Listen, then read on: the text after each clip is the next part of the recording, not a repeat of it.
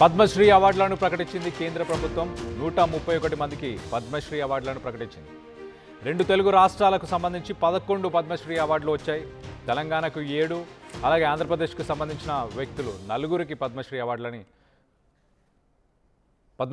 ఇచ్చారు. ఇటు కేరళ మాజీ సీఎం అచ్యుతానందకు పద్మవిభూషణ్, అలాగే నటుడు మమ్ముటికి పద్మభూషణ్, హీరో ధర్మేంద్రకు పద్మవిభూషణ్, అలాగే జార్ఖండ్ మాజీ సీఎం శిబు సోరెన్కు పద్మభూషణ్, నటుడు రాజేంద్ర ప్రసాద్కు పద్మశ్రీ, అలాగే నటుడు మాగంటి మురళీమోహన్కు పద్మశ్రీ. ఇటు గరిమెల్ల బాలకృష్ణ ప్రసాద్కు పద్మశ్రీ, అలాగే డాక్టర్ నోరి దత్తాత్రేయకు పద్మభూషణ్, డాక్టర్ కుమారస్వామి తంగరాజన్కు పద్మశ్రీ, అలాగే కళా విభాగంలో దీపికారెడ్డికి పద్మశ్రీ.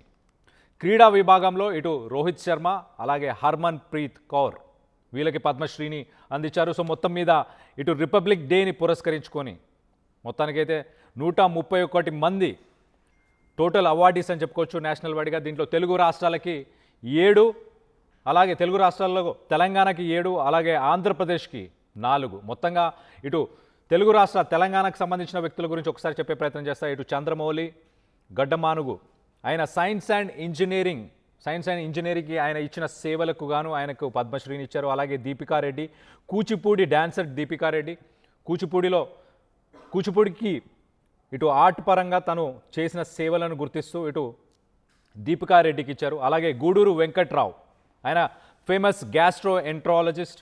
సో ఆయన మెడిసిన్కి ఆయన అందించిన సేవలను గుర్తిస్తూ ఇటు గూడూరు వెంకట్రావు, అలాగే కృష్ణమూర్తి బాలసుబ్రహ్మణ్యం, ఆయన సైన్స్ అండ్ ఇంజనీరింగ్లో ఆయన సేవలను గుర్తించి కృష్ణమూర్తి బాలసుబ్రహ్మణ్యంకి పద్మశ్రీ ఇచ్చారు. అలాగే కుమారస్వామి తంగరాజన్ సిసిఎంబి, ఒక సీనియర్ సైంటిస్ట్ అని చెప్పుకోవచ్చు, centre for cellular molecular biology.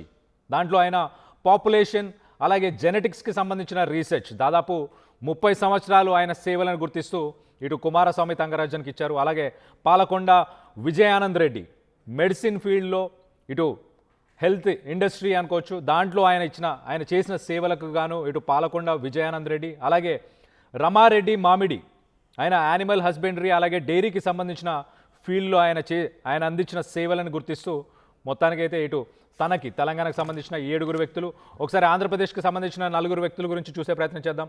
ఇటు గద్దె బాబు రాజేంద్ర ప్రసాద్, ఇటు సినిమా ఫీల్డ్లో తాను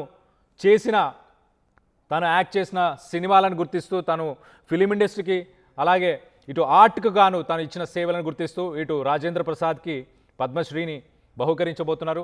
సో అలాగే మనం ఒకసారి చూస్తే ఇటు గరిమెల్ల బాలకృష్ణ ప్రసాద్ కూడా ఇటు ఆర్ట్కు సంబంధించి ఆర్ట్ ఫీల్డ్లో తన సేవలను గుర్తిస్తూ గరిమెల్ల బాలకృష్ణ ప్రసాద్, అలాగే మాగంటి మురళీమోహన్కి కూడా ఇటు ఆర్ట్ ఫీల్డ్లోనే తనకు కూడా ఈ అవార్డుని ఇచ్చారు. అలాగే వేంపాటి కుటుంబ శాస్త్రి, ఇటు లిటరేచర్ అండ్ ఎడ్యుకేషన్, దీనికి సంబంధించి మొత్తానికైతే ఇటు ఆంధ్రప్రదేశ్లో 4, తెలంగాణలో 7 మంది. ఈసారి గమనించాల్సిన విషయం ఏంటంటే ఇటు అత్యంత మోస్ట్ హానర్డ్ అవార్డ్ అని చెప్పుకోవచ్చు ఇటు పద్మవిభూషణ్ మొత్తంగా 5లో కేరళకి ఎక్కువ ప్రాధాన్యత ఇస్తూ 3 వ్యక్తులకు కేరళ నుంచి, అలాగే ఒకరికి తమిళనాడు నుంచి, మరొకరికి మహారాష్ట్ర నుంచి. సో మొత్తం మీద రానున్న రోజుల్లో మరి కేరళలో జరగబోయే ఎన్నికలను దృష్టిలో పెట్టుకొని ఈ పద్మవిభూషణ్స్ ఇచ్చారా? సో ఒక్కసారి అయితే మొత్తానికైతే ఇటు అవార్డ్స్ తెలుగు రాష్ట్రాలకి మొత్తంగా 11 మందికి అవార్డ్స్ ఇచ్చినట్టు తెలుస్తుంది. దాంట్లో మొత్తంగా ఒక్కసారి మనం లిస్టు మీకు చదివి వినిపించే ప్రయత్నం చేస్తాం. ఇటు పద్మవిభూషణ్కి సంబంధించిన లిస్టులో శ్రీ ధర్మేంద్ర సింగ్ డియోల్, తనకి సినిమా ఫీల్డ్లో తాను చేసిన సేవలకు గాను తన కాంట్రిబ్యూషన్ని గుర్తిస్తూ ఇటు మహారాష్ట్ర నుంచి ఇటు శ్రీ ధర్మేంద్ర సింగ్ డియోల్, అలాగే నెక్స్ట్ కేరళ నుంచి మనం చూస్తే శ్రీ కేటీ థామస్, పబ్లిక్ అఫైర్స్ ఒక అడ్మినిస్ట్రేటివ్గా పర్సన్గా తను కేరళకి ఇచ్చిన సేవలను గుర్తిస్తూ ఇటు కేరళ నుంచి శ్రీ కేటీ థామస్, అలాగే ఎంఎస్ఎన్ రాజం, సినిమా ఫీల్డ్కి సంబంధించి ఇటు ఉత్తరప్రదేశ్ నుంచి తనకి పద్మవిభూషణ్ని అందించడం జరుగుతుంది. సో అలాగే శ్రీ పి నారాయణన్, లిటరేచర్ అండ్ ఎడ్యుకేషన్లో తన కాంట్రిబ్యూషన్ని గుర్తిస్తూ ఇటు కేరళ నుంచి శ్రీ పి నారాయణన్, అలాగే శ్రీ విఎస్ అచ్యుతానందన్, పబ్లిక్ అఫైర్స్కి సంబంధించి అడ్మినిస్ట్రేషన్లో తన సేవలను గుర్తిస్తూ ఇటు కేరళ నుంచి. మొత్తంగా ఇటు మనం చూస్తే కనుక కేరళకు సంబంధించిన 3 వ్యక్తులకు Padma Vibhushan, highest honour of India అని చెప్పుకోవచ్చు. అలాగే నెక్స్ట్ ఇటు ధర్మేంద్ర సింగ్ దియోల్ మహారాష్ట్ర నుంచి ఒకరు, అలాగే ఉత్తరప్రదేశ్ నుంచి మరొకరు. కేరళకు అధిక ప్రాధాన్యత ఇచ్చినట్టు తెలుస్తుంది. దీనికి సంబంధించి మరింత అప్డేట్ తీసుకునే ప్రయత్నం చేద్దాం. ఏపీ నుంచి మా ఇన్పుట్ ఎడిటర్ కృష్ణమోహన్ అందుబాటులో ఉన్నారు. ఒకసారి ఆయనతో మాట్లాడి తెలుసుకొని లేటెస్ట్ అప్డేట్ తీసుకునే ప్రయత్నం చేద్దాం. కృష్ణమోహన్, ఒక్కసారి మనం చూస్తే కనుక అన్సంగ్ హీరోస్కి ఈసారి పెద్దపీఠం ఇచ్చినట్టు తెలుస్తుంది. ఇటు కేరళకి 3 పద్మ విభూషణ్ ఇవ్వడం, at the same time Telugu రాష్ట్రాల్లో ఒకసారి మనం చూస్తే తెలంగాణకు సంబంధించిన 7 మంది, అలాగే ఏపీ నుంచి 4. ఈసారి ఈ అవార్డ్స్ని ఎలా చూడాలి అండ్ ఈ అన్సంగ్ హీరోస్ గురించి ఏమైనా చెప్పగలుగుతారా మీరు? కళ్యాణ్, మనం కానీ ఈరోజు 131 మంది పద్మశ్రీ అవార్డులు అంటే ఈ అన్సంగ్ హీరోస్ కి సంబంధించిన వ్యవహారంలో ఒకసారి చూసుకుంటే కొంత కేరళకి ఒకేసారి పద్మ విభూషణ్లు 4 రావడం వెనకాల కొంత పొలిటికల్ చర్చ జరుగుతుంది. రాబోయే రోజుల్లో దగ్గరలో కేరళలో ఎలక్షన్స్ జరగబోతున్న నేపథ్యంలోనే అక్కడ మొమ్మటి, అలాగే కేరళ మాజీ సీఎం అచ్యుతానందన్ కూడా పద్మవిభూషణ్ ప్రకటించడం, మొమ్మటికి పద్మభూషణ్ ప్రకటించడం, సో ఇవన్నీ కూడా పద్మవిభూషణ్ ప్రకటించడం, ఇవన్నీ కూడా 1-2 ఇష్యూస్ నడుస్తున్నాయి. అయితే ఓవరాల్ గా తీసుకుంటే పద్మశ్రీలు 131 పద్మశ్రీలు రావడం, అందులో ప్రధానంగా తెలుగు 2 రాష్ట్రాలకు సంబంధించి 11 మందికి పద్మశ్రీలు రావడం, దాంట్లో తెలంగాణకు 7, ఆంధ్రప్రదేశ్కి 7 వచ్చిన నేపథ్యంలో చాలా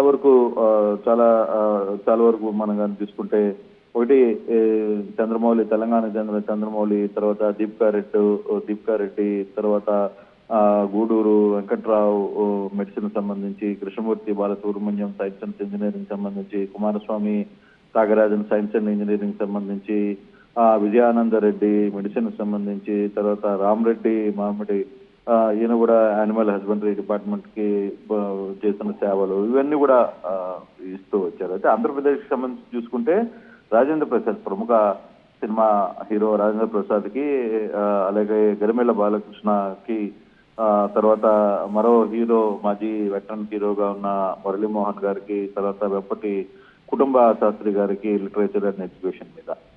కాబట్టి ఈసారి పద్మ విభూషణ్ సంబంధించిన వ్యవహారంలోనే కొంత ఫోకస్ కేరళ మీద పెట్టారు. బేసిక్ గా ఇటీవల కాలంలో కొన్ని విమర్శలు వచ్చినా, లేదు కొంతమంది వ్యతిరేకించినప్పటికీ కూడా, కానీ రేపు జరగబోయే రిపబ్లిక్ డే సందర్భంగా ప్రతి సంవత్సరం ఇవి ఇవ్వడం ఆనవాయితీగా జరుగుతున్న పరిస్థితి. దీంట్లో చాలా వరకు కూడా ఇచ్చిన వాటిల్లో చాలా వరకు చాలా మంది ప్రముఖులు వాళ్ళు ఆయా రంగాల్లో చేసిన సేవలు వీటన్నిటి మీద గుర్తించి ప్రభుత్వం చేస్తుంది. ఇక రాజేంద్ర ప్రసాద్ విషయంలో రాజేంద్ర ప్రసాద్ కావచ్చు, లేకపోతే మురళీమోహన్ కావచ్చు, వీళ్ళిద్దరి విషయంలో ఆంధ్రప్రదేశ్ ప్రభుత్వం నుంచి కూడా కొంత రికమెండేషన్స్ వెళ్ళాయి అనేది తెలుస్తోంది. ఆ దిశగానే వీళ్ళిద్దరికి కూడా దీంట్లో కొంత రికమెండేషన్ ప్రభుత్వం నుంచి కూడా కొంత రికమెండేషన్స్ వెళ్తుంటాయి. ఏ ప్రభుత్వం అయినా సరే, ఆంధ్రనే కాదు, తెలంగాణ కావచ్చు, ఆంధ్ర కావచ్చు, వీళ్ళందరూ కూడా కొంత రికమెండేషన్స్ వెళ్తుంటాయి సెంట్రల్ కి. ఆ నేపథ్యంలో కూడా కొన్ని పేర్లు సెలెక్ట్ చేసే పరిస్థితి ఉంటుంది. దానికి సెపరేట్ కమిటీ ఉన్న ఈ కమిటీ మీద దాదాపుగా 6 నెలల ముందు నుంచి ఇది ఫోకస్ చేస్తారు. దీని మీద కొందరు అప్లై చేస్తారు, కొందరు అప్లై చేసుకోవాల్సిన పరిస్థితి ఉంది, కొన్ని ప్రభుత్వమే గుర్తించి ఇచ్చే ప్రయత్నాలు జరుగుతుంటాయి. బట్ ఏదేమైనా ఇది ఇప్పుడు వస్తున్న కళాకారులకు కావచ్చు, వివిధ రకాల శాస్త్రవేత్తలకు కావచ్చు, లేకపోతే ఆయా రంగాల్లో ప్రసిద్ధిగాంచిన వ్యక్తులకు కావచ్చు. ఇప్పుడు తెలంగాణ చూసుకుంటే దాదాపుగా 7 మందికి ఇచ్చిన పరిస్థితిని మనం చూస్తున్నాం. అలాగే ఆంధ్రప్రదేశ్ లో 4 వచ్చిన పరిస్థితిని మనం చూస్తున్నాం. బట్ వీళ్ళందరికీ రేపు అధికారపూర్వకంగా ఈ అవార్డ్స్ అందజేసినప్పటికీ, అయితే కేరళ విషయంలో కొంత దృష్టి పెట్టారు. 100% కేరళ విషయంలో పద్మ విభూషణ్ కి సంబంధించిన వ్యవహారంలో దాదాపుగా 4 కేరళ వాళ్ళకి ఇవ్వడం పట్ల కొంత చర్చ జరగచ్చు. బహుశా ఈ రోజు కాకపోయినా రేపైనా కొంత చర్చ జరగచ్చు. కాకపోతే దీంట్లో కొంత పాలిటిక్స్, అంటే రేపు రాష్ట్ర ఎన్నికలు జరగబోతున్న నేపథ్యం కూడా ఉంది కాబట్టి కొంత ప్రభుత్వాలు వాటి మీద కొంత ఫోకస్ చేసే ప్రయత్నాలు చేస్తుంటాయి. సో దీన్ని అంతా పొలిటికలైజ్డ్ చేయాల్సిన పని ఏం లేదు. కాకపోతే ఆయా రంగాల్లో ఇచ్చిన వ్యక్తులందరూ కూడా ఆయా రంగాల్లో పెద్ద నిష్ణాతులే. వాళ్ళు వివిధ రకాలుగా కేరళకి సంబంధించిన కావచ్చు, వాళ్ళ ఆయా పరిశ్రమలకి అక్కడున్న కళా రంగాలలో లేకపోతే రాజకీయ రంగాలలో వీళ్ళందరూ కూడా విశిష్ట కృషి చేసిన వాళ్ళేగానే మనం చూడాలి. అయితే ఇప్పుడు ఆంధ్రప్రదేశ్ నుంచి ఇచ్చినా లేకపోతే తెలంగాణ నుంచి ఇచ్చినా వీళ్ళందరికీ అర్హులే. వీళ్ళేమి మామూలు వ్యక్తులైతే కాదు, అనామకుల వ్యక్తులు కాదు. అందరికీ ఆ రంగాల్లో ప్రముఖంగా సేవలు చేసిన వాళ్ళే. కళారంగంలో సేవలు చేసి ఉండొచ్చు, సైన్స్ లో చేసి ఉండవచ్చు, వైద్య రంగంలో చేసి ఉండవచ్చు, వివిధ రంగాల్లో వీళ్ళందరూ చేశారు కాబట్టి ఈ గుర్తింపులు వచ్చాయి. కానీ మొత్తం మీద ఆంధ్రప్రదేశ్ లో ఆంధ్రప్రదేశ్ తరఫున నలుగురికి వీళ్ళు హైదరాబాద్ లో ఉన్నా ఇంకోటి దగ్గర ఉన్నా, బట్ ఆంధ్రప్రదేశ్ ప్రాంతం నుంచి నలుగురికి ఇవ్వడం సక్సెస్ఫుల్. అలాగే తెలంగాణ ప్రాంతంలో ఉన్న వాళ్ళ తరఫున 7 మందికి ఇవ్వడం. కానీ ఈ హైదరాబాద్ నుంచి వచ్చిన అంటే ఆంధ్రప్రదేశ్ నుంచి వచ్చిన వాళ్ళు ఎవరు ఆంధ్రప్రదేశ్ లో ఉన్నట్లేదు. పుట్టింది ఆంధ్రప్రదేశ్ అయినా వీళ్ళందరూ కూడా ఆల్మోస్ట్ వాళ్ళందరూ హైదరాబాద్ లోనే స్టే ఉంటున్న పరిస్థితి కాబట్టి తెలంగాణ రాష్ట్రంలోనే ఉంటున్నారు. కానీ ఆంధ్రప్రదేశ్ తరఫున వీళ్ళకి ఈ అవార్డ్స్ రావడం జరిగింది. Kalyan. Right Krishnamohan, thanks for the latest update. మొత్తం మీద ఇటు 2 తెలుగు రాష్ట్రాలకు సంబంధించి ఇటు తెలంగాణ నుంచి 7గురికి, అలాగే ఇటు ఆంధ్రప్రదేశ్ నుంచి 4గురికి మొత్తంగా 11 అవార్డ్స్. అలాగే ఈసారి పద్మ విభూషణ్ అవార్డ్స్ మనం చూస్తే కనుక ఒకటి ఉత్తరప్రదేశ్, అలాగే మరొకటి ఇటు ధర్మేంద్ర మహారాష్ట్ర నుంచి, అలాగే కేరళకి సంబంధించిన 3 వ్యక్తులకి పద్మ విభూషణ్ ఇవ్వడం గమనార్హం. సో మొత్తం మీద కేరళ రానున్న రోజుల్లో రాజకీయాలు అక్కడ వేడెక్కబోతాయి. అక్కడ ఉన్న ఎన్నికలు రాబోతున్నాయి కాబట్టి అక్కడ మరి కేంద్ర ప్రభుత్వం ఏమైనా కాన్సన్ట్రేట్ చేసిందా అన్న రకంగా ప్రస్తుతానికైతే వాదనలు వస్తున్నాయి. అసలైన తొలి వెలుగు. ఫాలో వాట్సాప్ @తొలి వెలుగు అఫీషియల్.